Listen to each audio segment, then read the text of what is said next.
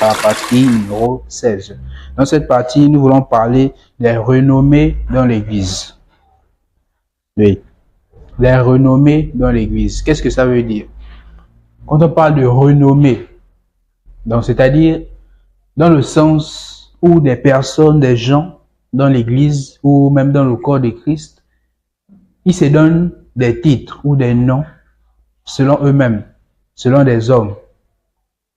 Je vais vous expliquer, vous allez mieux comprendre. Quelqu'un qui vient dans l'Église, il prétend qu'il est pasteur. D'autres prétendent je suis prophète. Bon, on ne le refuse pas. Mais il y a des, comment dire, il y a des noms, des titres qui ont apparu aujourd'hui dans le corps de Christ que nous nous demandons d'où est-ce qu'ils viennent. D'où est-ce qu'ils viennent ces noms-là?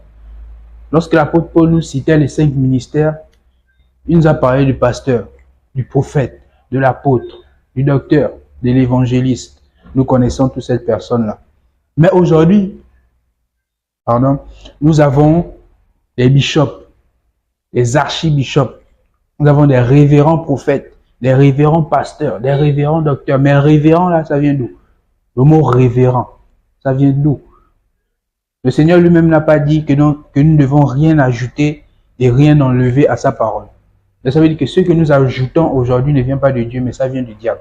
Donc ça veut dire que les serviteurs de Dieu aujourd'hui qui portent ce genre de nom, ils sont charnels. Oui, ils sont charnels et ils ne servent pas Dieu. Aujourd'hui, vous allez voir dans une croisade, dans une rencontre, vous allez voir la photo du pasteur avec sa femme. Or, c'est le couple pastoral. On n'a jamais vu ce genre de choses dans la vie. C'est le couple pastoral. Ils ont organisé un séminaire. L'archibishop, on met la photo de l'archibishop. Est-ce que c'est lui que nous voulons adorer? Si nous organisons un séminaire, nous ne sommes même pas obligés d'afficher la photo de celui qui viendra prêcher. Non. C'est ce qu'il va nous dire qui nous importe. Ce n'est pas son image, son identité, sa personnalité. Non. C'est le message qu'il veut nous transmettre. C'est ça qui nous importe. C'est ce message qu'il a à nous transmettre qui nous importe. Ça ne sert à rien d'afficher sa photo, d'écrire le révérend prophète, l'archibishop, l'architribishop.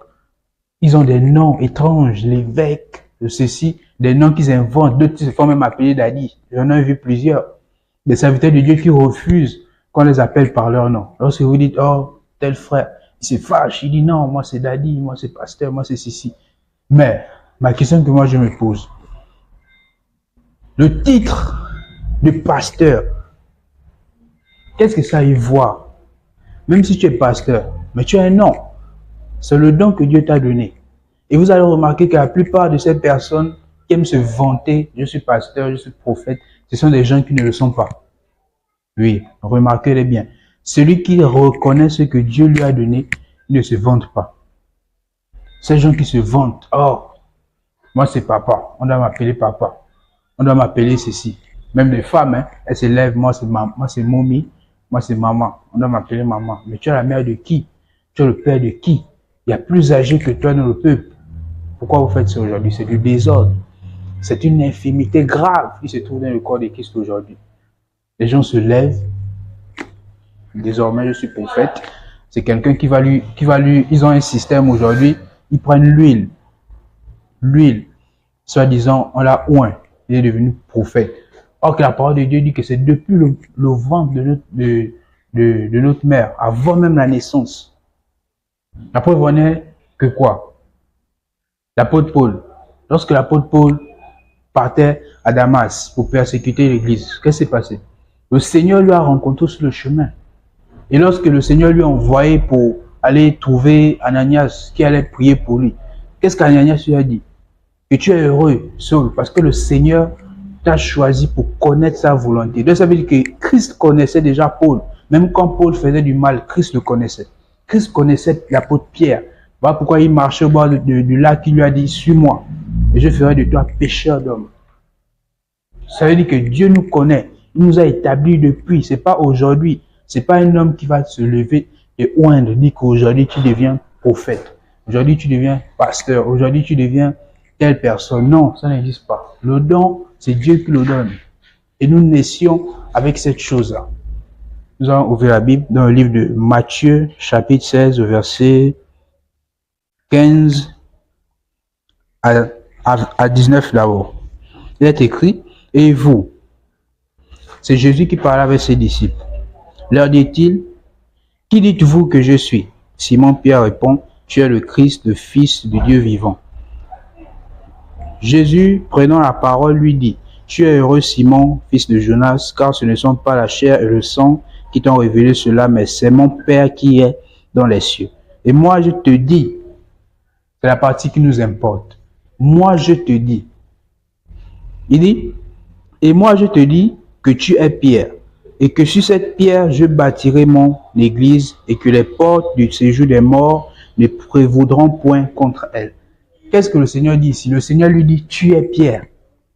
C'est le Seigneur qui a révélé son identité. C'est le Seigneur qui lui a dit qui il est. Pierre lui-même ne savait pas qui il était. Est-ce que Pierre savait qu'il était Pierre? Non. Mais lorsque le Seigneur lui a dit qu'il est Pierre, il ne s'est pas vanté comme les gens aujourd'hui le font. Pierre pouvait se lever un bon matin, appeler Jacques. Jacques, viens ici, ou bien l'autre là-bas, venez ici, je suis la pierre. Mais il n'a pas dit ça. Il a gardé son autorité pour lui-même. Il ne s'est jamais vanté. Le Seigneur m'a dit que je suis la pierre, le dévancé des apôtres. Mais aujourd'hui, lorsque quelqu'un est seulement prophète, il veut se vanter. Il refuse même qu'on l'appelle par son propre nom. On doit l'appeler prophète. On doit reconnaître le don qui est en lui. Vous devez savoir que les personnes qui veulent chaque fois qu'on reconnaisse qui ils sont, il veut chaque fois qu'on reconnaît que c'est un pasteur, il veut chaque fois qu'on lui appelle prophète, daddy, bishop, il faut savoir que ces gens-là ne sont pas de Dieu. Parce que celui qui reconnaît ce que Dieu lui a donné, il se cache. Il ne cherche pas à se faire voir. Nous allons voir au verset 20. Jésus, je sais que le Seigneur lui a répondu. Il dit, alors il recommanda aux disciples de ne dire à personne qu'il était le Christ. Est-ce que vous voyez? Le Seigneur lui-même connaît son identité. Il connaît qui il est. Mais il les a recommandés de ne pas dire. Aujourd'hui, on a des renommées. Quelqu'un se lève, il dit, je suis pasteur. Selon lui-même, ils s'établissent entre eux-mêmes. Pourquoi? Parce qu'ils cherchent ceux qui n'ont pas. Celui qui a la chose ne cherche pas. Et il ne se vante pas. Il ne cherche pas à se faire voir. Aujourd'hui, on se fait nommer. On a des nominations qui existent aujourd'hui qui ne sont même pas dans la Bible. On n'a jamais vu bishop dans la Bible. On n'a jamais vu daddy dans la Bible. On n'a jamais vu des noms révérends dans la Bible. Mais d'où est-ce que ça vient? Toutes ces choses viennent du monde. Toutes ces choses viennent du diable. Ça ne vient pas de Dieu. Et toutes ces personnes-là, ils prennent de la gloire. Ce n'est plus Dieu qui prend la gloire, mais c'est maintenant eux. On dit tel révérend sera là. Tout le monde commence à trembler. Tout le monde commence à applaudir. Le révérend, telle personne sera là. Non. On ne donne plus la gloire à Dieu. On donne maintenant la gloire au révérend, au bishop, au daddy. On craint même le bishop plus que Dieu. Celui qui veut montrer qui il est. Moi, je suis pasteur. Moi, je suis prophète. Moi, je suis ceci. Vous devez faire attention à ce genre de personnes. Leader, faites attention. Si vous reconnaissez vraiment que le Seigneur vous a appelé et que vous êtes évangéliste, ce n'est pas... Si vous êtes évangéliste, est-ce que c'est votre volonté? Le Seigneur dit à Pierre, tu es Pierre. C'est Dieu lui-même qui a choisi Pierre et qui lui a nommé Pierre. C'est Dieu qui vous a nommé évangéliste. N'essayez pas de devenir prophète parce que dans la prophétie, il y a beaucoup d'argent. Non. Non. Vous avez remarqué qu'aujourd'hui, ce sont les prophètes qui sont nombreux. Les prophètes sont nombreux. Or que nous ne sommes plus dans l'Ancien Testament où Dieu ne parlait qu'aux prophètes. Non. La Bible dit, dans les derniers temps, je répandrai mon esprit sur toute chair. Nous ne sommes plus autant que c'est seulement les prophètes qui peuvent entendre la voix de Dieu. Non, le Saint-Esprit est là et il se manifeste en toute personne. Mais pourquoi nous n'avons que des prophètes aujourd'hui? Les prophètes sont nombreux. Ça veut dire que c'est un couloir. Ça veut dire que c'est une façon pour eux, un domaine, un secteur qu'ils ont, comment je vais dire, qu'ils ont confisqué. Si quelqu'un a raté sa vie, allez, il devient prophète. Une fois qu'il a seulement bien porté la veste, il a serré, nous qui ne sommes pas élégants, eux ils sont élégants, ils serrent les vestes, ils serrent. Lui, ça c'est le prophète. Je ne sais pas si l'onction se trouve dans la veste ou bien où. Non, si tu n'es pas bien habillé, tu n'es pas un serviteur de Dieu. Les prophètes sont nombreux, les consultations prophétiques, les ceci, les cela, les miracles. D'où est-ce que ça vient? Si vous êtes évangéliste, c'est Dieu qui vous a nommé. Si vous êtes pasteur, c'est Dieu qui vous a nommé. C'est pas un homme qui va se lever et il prend l'huile, il commence à vous mettre sur la tête. Aujourd'hui, je te oins, tu me oins comment? Tu me oins comment? Je te oins, aujourd'hui, tu deviens pasteur, aujourd'hui, tu deviens prophète. Avec quelle puissance que toi, tu vas me oindre? La Bible dit que Dieu nous a choisis avant la fondation du monde. C'est que Dieu nous connaissait. Si je suis évangéliste aujourd'hui, le Seigneur savait. C'est lui-même qui m'a établi. Il n'y a pas de bishop. Nous avons que 5 ministères dans la Bible. Le reste ne vient pas de Dieu. Le reste ne vient pas de Dieu. Le Seigneur connaît ses ministres. Il connaît ses ministres qu'il établit sur son royaume. Donc faites attention. Nous sommes dans les derniers temps où des gens se lèvent aujourd'hui, vous escroquent. Il dit, oh non, c'est le révérend. Vous entendez déjà révérend. Vous-même aussi, soyez conscients. Réveillez-vous, nous sommes au dernier temps. Frères et sœurs, nos Seigneur. Ne soyons pas toujours aveugles ou ignorants. Non. On se fait escroquer de l'argent par-ci, par-là, par des gens qui portent des titres. Ils ne portent pas Christ, mais ils portent des titres. Vous devez faire attention. Il y a porté le titre et il y a porté Christ. Celui qui porte Christ porte la vie, la vérité. Mais celui qui porte le titre, il porte le mensonge et l'escroquerie. Vous devez faire attention. Il porte la chair. Soyez réveillés. Nous sommes dans les derniers temps où des choses se passent. Quelqu'un se lève, il ouvre une boutique. Il va écrire église. Au lieu d'écrire boutique, il écrit église. Il va chercher un faux nom, même pas inspiré. Il va dire le temps, il va écrire l'église de la dernière prophétie. Bien, il va écrire l'église du miracle, viens chercher, viens recevoir. Il va écrire synagogue. Il va écrire des choses même pas inspiré, même pas conduit, parce que c'est son propre business, c'est son entreprise qu'il a ouvert. Il n'est pas conduit par l'esprit, c'est son entreprise. Il va dire, moi je suis bishop. En fait, il se donne des noms entre eux, ça devient un jeu quoi. Ça devient un jeu. Ils sont là à 5, à c'est le daddy, à c'est le révérend, à c'est l'autre là-bas, l'archibishop. En fait, ils se donnent des noms seulement comme ça, même pas inspiré par le Saint-Esprit. Un va se lever, il va dire, je suis pasteur. Bon, quelles sont les fonctions d'un pasteur? Il serait incapable de nous dire. Le pasteur, c'est le berger.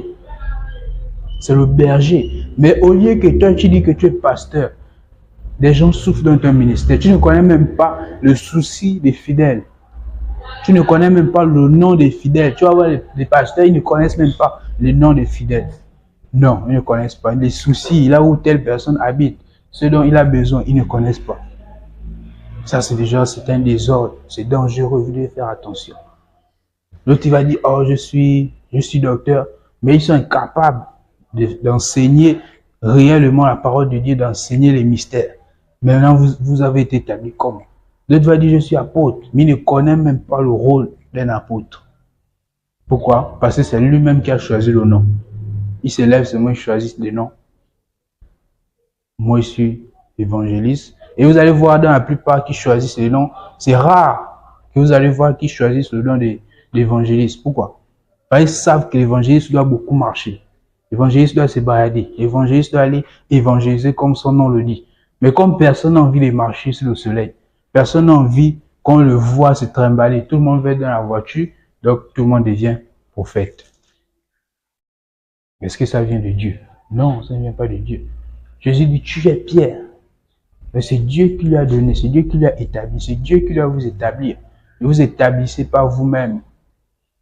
Ne vous nommez pas vous-même.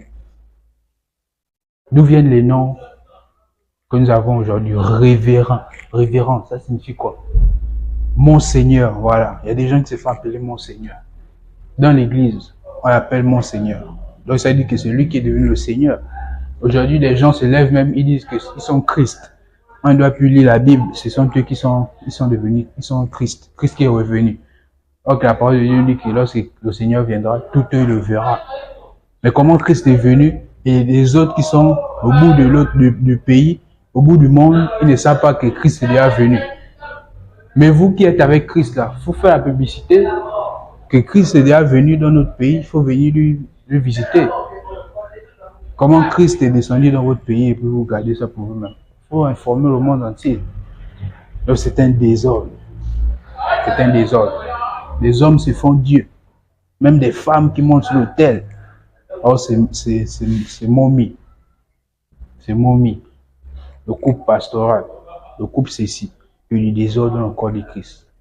Réveillez-vous, réveillons-nous. Nous sommes dans les derniers temps où les choses prennent une tournure catastrophique. Les chrétiens doivent être éveillés. Ce n'est pas écrit seulement Église éveillée. Soyez éveillés dans vos consciences, éveillés dans vos âmes. Que le Seigneur vous bénisse. Merci.